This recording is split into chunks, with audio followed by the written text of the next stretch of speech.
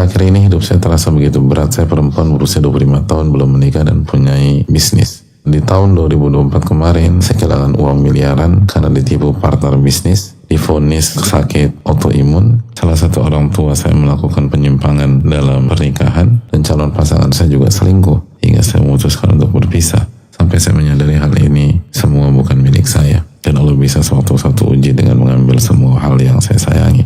Namun saya ini hanya manusia biasa yang kadang bisa kecewa dan bersedih dengan keadaan. Lalu nasihat apa yang Ustaz agar iman saya bisa terus ikhlas kuat menjalani hari-hari dan yakin bahwa saya bisa melewati ini?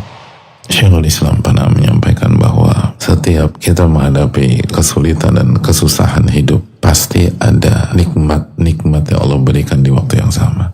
Dan itulah firman Allah SWT, fa inna ma'al usri yusra. Sesungguhnya bersama sebuah kesulitan pasti ada lebih dari satu kemudahan. Ditipu partner bisnis miliaran di usia 25 tahun. Coba tanya seluruh pengusaha-pengusaha terbaik, apakah ini akhir dari segalanya? Apakah ini benar-benar menghancurkan kita?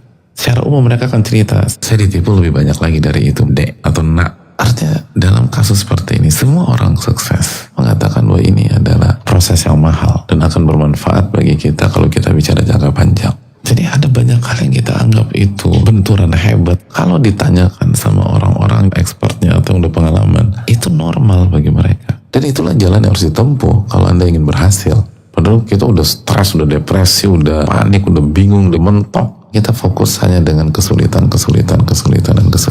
Padahal ada banyak kemudahan yang Allah berikan di waktu yang sama. Dan akhirnya ketika kita lupa dengan kemudahan-kemudahan tersebut, kita lupa bersyukur. Akhirnya overthinking, bahkan yang lebih parah lagi, suudzon dengan Allah SWT, komplain sama Allah. Ya gimana orang bisa bahagia dengan cara demikian? Contoh yang lain misalnya, calon pasangan saya juga selingkuh, sehingga saya memutuskan untuk berpisah.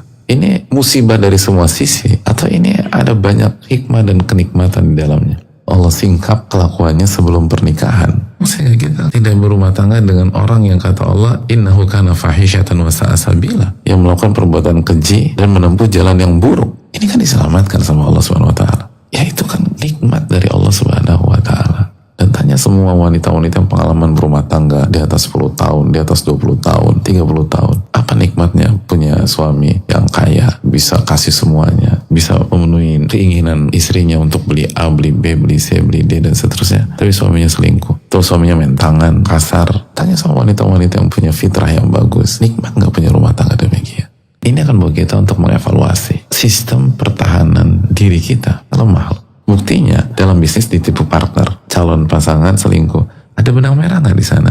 Ini sama-sama ditikam dari belakang. Berarti kan jangan-jangan kita nggak bisa nilai orang. Kita mungkin tergesa-gesa dalam menilai.